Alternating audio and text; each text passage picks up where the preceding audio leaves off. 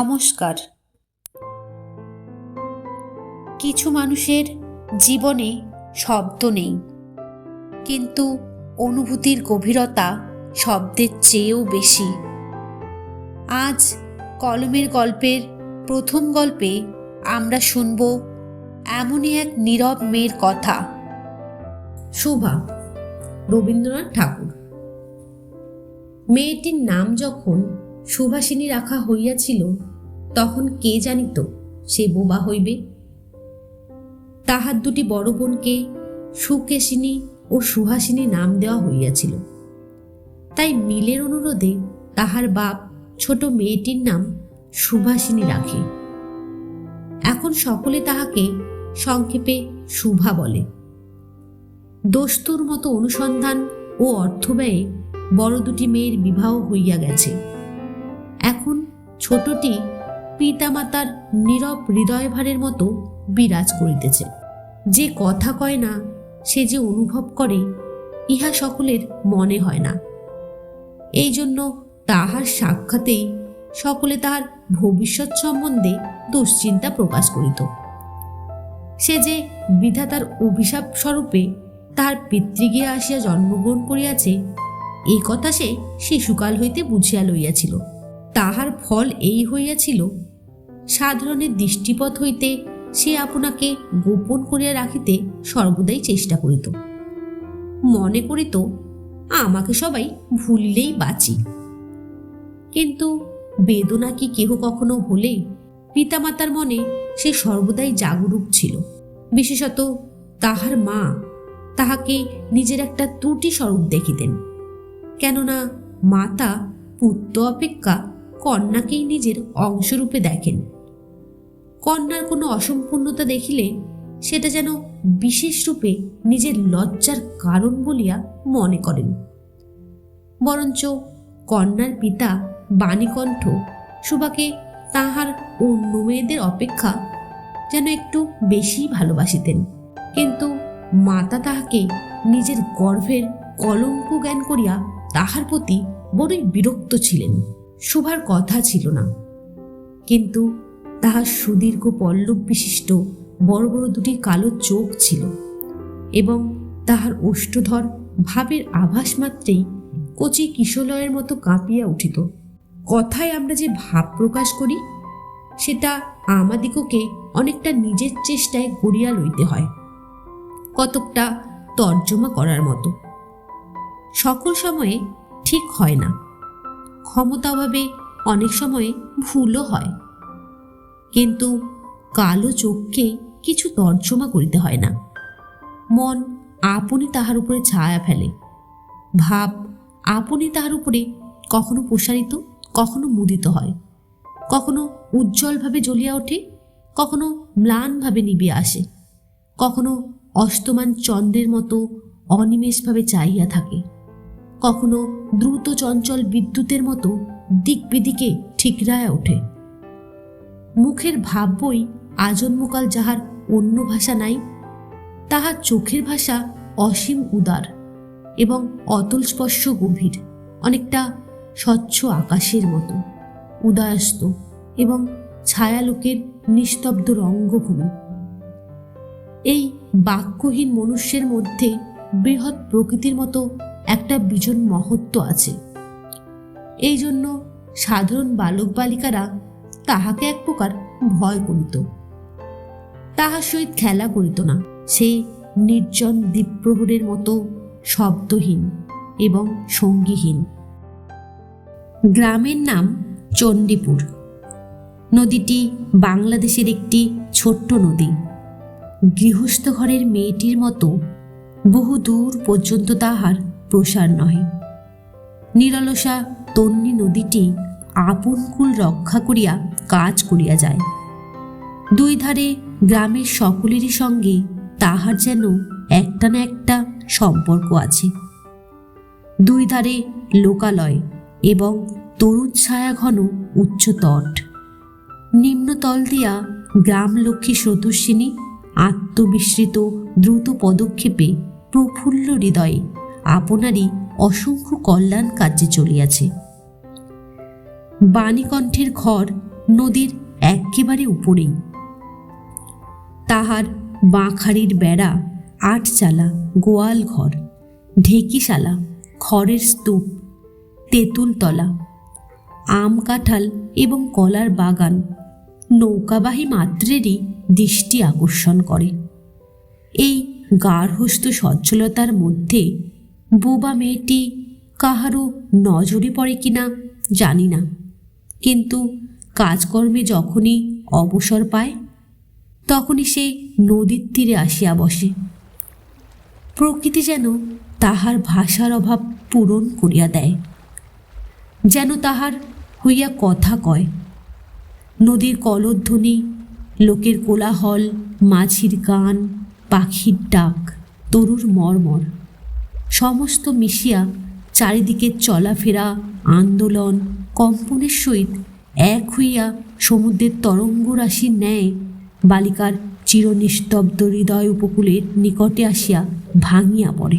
প্রকৃতির এই বিবিধ শব্দ এবং বিচিত্র গতি, ইহাও বোবার ভাষা। বড় বড় চক্ষুপল্লব বিশিষ্ট সুভার যে ভাষা, তাহারই একটা বিশ্বব্যাপী বিস্তার। ঝিল্লির অপূর্ণ তৃণভূমি হইতে শব্দাতীত নক্ষত্র লোক পর্যন্ত কেবল ইঙ্গিত, ভঙ্গি, সঙ্গীত, ক্রন্দন এবং দীর্ঘ নিঃশ্বাস। এবং মধ্যাহ্নে যখন মাঝিরা, জেলেরা খাইতে যাইত, গৃহস্থেরা ঘুমাইত, পাখিরা ডাকিত না, খেয়া নৌকা বন্ধ থাকিত, স্বজন জগৎ সমস্ত কাজকর্মের মাঝখানে সহসা থামিয়া গিয়ে ভয়ানক বিজন মূর্তি ধারণ করিত, তখন রুদ্র মহাকাশের তলে কেবল একটি বোবা প্রকৃতি এবং একটি বোবা মেয়ে মুখামুখি চুপ করিয়া বসিয়া থাকিত। একজন সুবিস্তীর্ণ রৌদ্রে, আর একজন ক্ষুদ্র তরুছায়ায়। সুভার যে গুটিকতক অন্তরঙ্গ বন্ধুর দল ছিল না তাহা নহে। গোয়ালের দুটি গাভী, তাহাদের নাম সর্বশী ও পাঙ্গুলি। সে নাম বালিকার মুখে তাহারা কখনো শুনে নাই, কিন্তু তাহার পদশব্দ তাহারা চিনিত। তাহার কথাহীন একটা করুণ সুর ছিল, তাহার মর্ম তাহার ভাষা অপেক্ষা সহজেই বুঝিত। সুভা কখন তাহাদের আদর করিতেছে, কখন ভৎসনা করিতেছে, কখন মিনতি করিতেছে, তাহারা মানুষের অপেক্ষা ভালো বুঝতে পারিত। সুভা গোয়ালে ঢুকিয়া দুই বাহুর দ্বারা সর্বশীর গিবা বেষ্টন করিয়া তাহার কানের কাছে আপনার গণ্ডদেশ ঘর্ষণ করিত এবং পাঙ্গুলি স্নিগ্ধ দৃষ্টিতে তাহার প্রতি নিরীক্ষণ করিয়া তাহার গা চাটিত। বালিকা দিনের মধ্যে নিয়মিত 3 বার করিয়া গোয়ালঘরে যাইত। তাহা ছাড়া অনিয়মিত আগমনও ছিল। গৃহে যেদিন কোনো কঠিন কথা শুনিত, সেই দিন সে অসময়ে তাহার এই মুখ বন্ধু দুটির কাছে আসিত। তাহার সহিষ্ণুতা পরিপূর্ণ বিষাদ শান্ত দৃষ্টিপাত হইতে তাহারা কি একটা অন্ধ অনুমান শক্তির দ্বারা বালিকার মর্মবেদনা যেন বুঝিতে পারিত এবং সুভার গা ঘেঁষিয়া আসিয়া অল্পে অল্পে তাহার বায়ুতে শিং ঘষিয়া ঘষিয়া তাহাকে নির্বাক ব্যাকুলতার সহিত সান্ত্বনা দিতে চেষ্টা করিত। ইহারা ছাড়া ছাগল এবং বিড়াল শাবকও ছিল, কিন্তু তাহাদের সহিত সুভার এরূপ সমকক্ষভাবের মৈত্রী ছিল না। তথাপি তাহারা যথেষ্ট আনুগত্য প্রকাশ করিত। বিড়াল শিশুটি দিনে এবং রাত্রে যখন তখন সুভার গরম কোলটি নিঃসংকোচে অধিকার করিয়া সুখনিদ্রার আয়োজন করিত এবং সুভা তাহার গ্রীবা ও পৃষ্ঠে কোমল আঙ্গুলি বুলাইয়া দিলে যে তাহার নিদ্রাকর্ষণে বিশেষ সহায়তা হয়, ইঙ্গিতে এইরূপ অভিপ্রায়ও প্রকাশ করিত। উন্নত শ্রেণীর জীবের মধ্যে সুভার আরও একটি সঙ্গী জুটিয়াছিল, কিন্তু তাহার সহিত বালিকার ঠিক কিরূপ সম্পর্ক তাহা নির্ণয় করা কঠিন, কারণ সে যে ভাষা বিশিষ্ট জীব, সুতরাং উভয়ের মধ্যে সমভাষা ছিল না।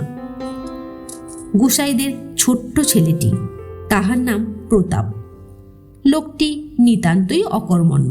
সে যে কাজকর্ম করিয়া সংসারে উন্নতি করিতে যত্ন করিবে, বহু চেষ্টার পর বাপ মায়ে সে আশা ত্যাগ করিয়াছেন। অকর্মণ্য লোকের একটা সুবিধা এই যে আত্মীয় লোকেরা তাহাদের উপর বিরক্ত হয় বটে, কিন্তু প্রায় তাহারা নিঃসম্পর্ক লোকেদের প্রিয়পাত্র হয়, কারণ কোনো কার্যে আবদ্ধ না থাকাতে তাহারা সরকারি সম্পত্তি হইয়া দাঁড়ায়। শহরে যেমন একটা গৃহ সম্পর্কহীন সরকারি বাগান থাকা আবশ্যক, তেমনি গ্রামেও 2-4টা অকর্মণ্য সরকারি লোক থাকা বিশেষ প্রয়োজন। কাজে কর্মে আমোদ অবসরে যেখানে একটা লোক কম পড়ে, সেখানেই তাহাদিগকে হাতের কাছে পাওয়া যায়। প্রতাপের প্রধান শখ ছিপ ফেলিয়া মাছ ধরা। ইহাতে অনেকটা সময় সহজেই কাটানো যায়। অপরাহ্নে নদী তীরে ইহাকে প্রায় এই কাজেই নিযুক্ত দেখা যাইত, এবং এই উপলক্ষে সুভার সহিত তাহার প্রায় সাক্ষাৎ হইত। যে কোনো কাজেই নিযুক্ত থাক, একটা সঙ্গী পাইলে প্রতাপ থাকে ভালো। মাছ ধরার সময় বাক্যহীন সঙ্গী সর্বাপেক্ষা শ্রেষ্ঠ। এই জন্যে প্রতাপ সুভার মর্যাদা বুঝিত। এই জন্যে সকলেই সুভাকে সুভা বলিত। প্রতাপ আর একটু অতিরিক্ত আদর সংযোগ করিয়া সুভাকে সু বলিয়া ডাকিত। সুভা তেঁতুল তলায় বসিয়া থাকিত এবং প্রতাপ অনতি দূরে মাটিতে ছিপ ফেলিয়া জলের দিকে চাইয়া থাকিত। প্রতাপের একটি করিয়া পান বরাদ্দ ছিল। সুভা তাহার নিজে হাতেই সাজিয়া আনিত এবং বোধ করি অনেকক্ষণ বসিয়া বসিয়া চাহিয়া চাহিয়া ইচ্ছা করিত প্রতাপের কোনো একটা বিশেষ সাহায্য করিতে, একটা কোনো কাজে লাগিতে, কোনো মতে জানাইয়া দিতে যে এই পৃথিবীতে সেও একজন কম প্রয়োজনীয় লোক নহে। কিন্তু কিছুই করিবার ছিল না। তখন সে মনে মনে বিধাতার কাছে অলৌকিক ক্ষমতা প্রার্থনা করিত। মন্ত্র বলে সহসা এমন একটা আশ্চর্য কাণ্ড ঘটাইতে ইচ্ছা করিত, যাহা দেখিয়া প্রতাপ আশ্চর্য হইয়া যাইত। বলিত, তাই তো, আমাদের সুবীর যে এত ক্ষমতা, তাহা তো জানিতাম না। মনে করো, সুভা যদি জলকুমারী হইত। আস্তে আস্তে জল হইতে উঠিয়া একটা সাপের মাথার মণি ঘাটে রাখিয়া যাইত। প্রতাপ তাহার তুচ্ছ মাছ ধরা রাখিয়া সেই মানিক লইয়া জলে ডুব মারিত এবং পাতালে গিয়া দেখিত রূপার অট্টালিকায় সোনার পালঙ্কে কে বসিয়া? আমাদের বাণীকণ্ঠের ঘরের সেই বোবা মেয়ে সু, আমাদের সু, সেই মণিদীপ্ত গভীর নিস্তব্ধ পাতালপুরীর একমাত্র রাজকন্যা। তাহা কি হইতে পারিত না? তাহা কি এতই অসম্ভব? আসলে কিছুই অসম্ভব নয়, কিন্তু তবুও সু প্রজাশূন্য পাতালের রাজবংশে না জন্মিয়া বাণীকণ্ঠের ঘরে আসিয়াই জন্মিয়াছে এবং গোসাইদের ছেলে প্রতাপকে কিছুতেই আশ্চর্য করিতে পারিতেছে না। সুভার বয়স ক্রমেই বাড়িয়া উঠিতেছে। ক্রমে সে যেন আপনাকে আপনি অনুভব করিতে পারিতেছে, যেন কোনো একটা পূর্ণিমা তিথিতে কোনো একটা সমুদ্র হইতে একটা জোয়ারের স্রোত আসিয়া তাহার অন্তরাত্মাকে এক নতুন অনির্বচনীয় চেতনা শক্তিতে পরিপূর্ণ করিয়া তুলিতেছে। সে আপনাকে আপনিই দেখিতেছে, ভাবিতেছে, প্রশ্ন করিতেছে এবং বুঝিতে পারিতেছে না। গভীর পূর্ণিমা রাতে সে একদিন ধীরে শয়নগৃহের দ্বার খুলিয়া ভয়ে ভয়ে মুখ বাড়াইয়া বাহিরের দিকে চাইয়া দেখে পূর্ণিমা প্রকৃতিও সুভার মতো একাকিনী সুপ্ত জগতের উপরে জাগিয়া বসিয়া যৌবনের রহস্যে পুলকে বিষাদে অসীম নির্জনতার একেবারে শেষ সীমা পর্যন্ত, এমনকি তাহা অতিক্রম করিয়াও থমথম করিতেছে, একটি কথাও কহিতে পারিতেছে না। এই নিস্তব্ধ ব্যাকুল প্রকৃতির প্রান্তে একটি নিস্তব্ধ ব্যাকুল বালিকা দাঁড়াইয়া। এদিকে কন্যা ভারগ্রস্ত পিতামাতা চিন্তিত হইয়া উঠিয়াছেন। লোকেও নিন্দা আরম্ভ করিয়াছে, এমনকি এক ঘরে করিবে এমন জনরব শোনা যায়। বাণীকণ্ঠে সচ্ছল অবস্থা, 2 বেলাই মাছ ভাত খায়, এই জন্য তাহার শত্রুও ছিল। স্ত্রী পুরুষে বিস্তর পরামর্শ হইল, কিছুদিনের মধ্যে বাণী বিদেশে গেল। অবশেষে ফিরিয়া আসিয়া কহিল, চলো কলিকাতায় চলো। বিদেশ যাত্রার উদ্যোগ হইতে লাগিল। কুয়াশা ঢাকা প্রভাতের মতো সুভার সমস্ত হৃদয় অশ্রুবাষ্পে একেবারে ভরিয়া গেল। একটা অনির্দিষ্ট আশঙ্কা বসে সে কিছুদিন হইতে ক্রমাগত নির্বাক জন্তুর মতো তাহার বাপ মায়ের সঙ্গে সঙ্গে ফিরিত।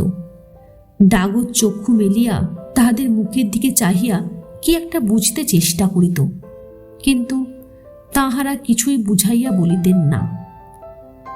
ইতিমধ্যে একদিন অপরাহ্নে জলে ছিপ ফেলিয়া প্রতাপ হাসিয়া কহিল, কিরে সুখ, তোর নাকি বর পাওয়া গেছে? তুই বিয়ে করতে যাচ্ছিস? দেখিস আমাদের ভুলিস নে। বলিয়া আবার মাছের দিকে মনোযোগ করিল। মর্মবিদ্ধ হরিণী ব্যাধের দিকে যেমন করিয়া তাকায়, নীরবে বলিয়া থাকে, আমি তোমার কাছে কি দোষ করিয়াছিলাম? সুভা তেমনি করিয়া প্রতাপের দিকে চাহিল। সেদিন গাছের তলায় আর বসিল না। বাণীকণ্ঠ নিদ্রা হইতে উঠিয়া শয়ন গিয়ে তামাক খাইতেছিল। সুভা তাহার পায়ের কাছে বসিয়া তাহার মুখের দিকে চাহিয়া কাঁদিতে লাগিল। অবশেষে তাহাকে সান্ত্বনা দিতে গিয়া বাণীকণ্ঠের শুষ্ক কোপলে অশ্রু গড়াইয়া পড়িল। কাল কলিকাতার যাইবার দিন স্থির হইয়াছে। সুভা গোয়াল ঘরে তাহার বাল্য সখীদের কাছে বিদায় লইতে গেল। তাহাদিগকে সহস্তে খাওয়াইল। গলা ধরিয়া একবার দুই চোখে যত পারে কথা ভরিয়া তাহাদের মুখের দিকে চাহিল। দুই নেত্রপল্লব হইতে টপ টপ করিয়া অশ্রুজল পড়তে লাগিল। সেদিন শুক্লা দ্বাদশীর রাত্রি। সুভা শয়নগৃহ হইতে বাহির হইয়া তাহার সেই চিরপরিচিত নদী তটের সপ্তশয্যায় লুটাইয়া পড়িল। যেন ধরণীকে এই প্রকাণ্ড মুখ মানব মাতাকে দুই বাহুতে ধরিয়া বলিতে চাহে, তুমি আমাকে যাইতে দিও না মা, আমার মতো দুটি বাহু বাড়াইয়া তুমিও আমাকে ধরিয়া রাখো। কলিকাতার এক বাসায় সুভার মা একদিন সুভাকে খুব করিয়া সাজাইয়া দিলেন। আটিয়া চুল বাঁধিয়া খোপায় জরির ফিতা দিয়া অলঙ্কারে আচ্ছন্ন করিয়া তাহার স্বাভাবিক শ্রী যথাসাধ্য বিলুপ্ত করিয়া দিলেন। সুভার দুই চক্ষু দিয়া অশ্রু পড়িতেছে, পাছে চোখ ফুলিয়া খারাপ দেখিতে হয়, এই জন্য তাহার মাতা তাহাকে বিস্তর ভর্ৎসনা করিলেন। কিন্তু অশ্রুজল ভর্ৎসনা মানিল না। বন্ধু সঙ্গে বর স্বয়ং কোণে দেখিতে আসিলেন। কন্যার মা বাপ চিন্তিত, শঙ্কিত, শশব্যস্ত হইয়া উঠিলেন, যেন দেবতা স্বয়ং নিজের বলির পশু বাছিয়া লইতে আসিয়াছেন। মা নেপথ্য হইতে বিস্তর তর্জন গর্জন শাসন করিয়া বালিকার অশ্রুস্রোত দ্বিগুণ বাড়াইয়া পরীক্ষকের সম্মুখে পাঠাইলেন। পরীক্ষক অনেক নিরীক্ষণ করিয়া বলিলেন, মন্দ নহে।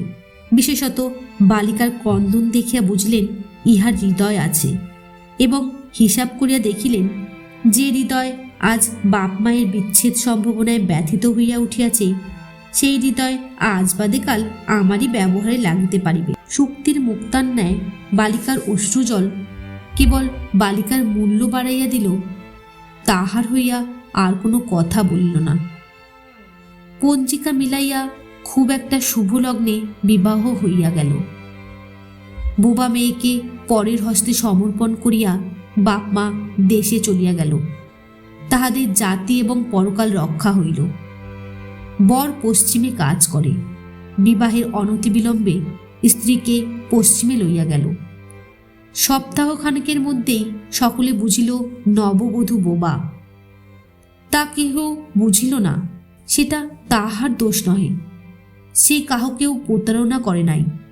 তাহার দুটি চক্ষু সকল কথাই বলিয়াছিল, কিন্তু কেহ তাহা বুঝিতে পারে নাই। সে চারিদিকে চায়, ভাষা পায় না। যাহারা বোবার ভাষা বুঝিত, সেই আজন্ম পরিচিত মুখগুলি দেখিতে পায় না। বালিকার চির নীরব হৃদয়ের মধ্যে একটা অসীম অব্যক্ত ক্রন্দন বাজিতে লাগিল। অন্তর্যামী ছাড়া আর কেহ তাহা শুনিতে পাইল না।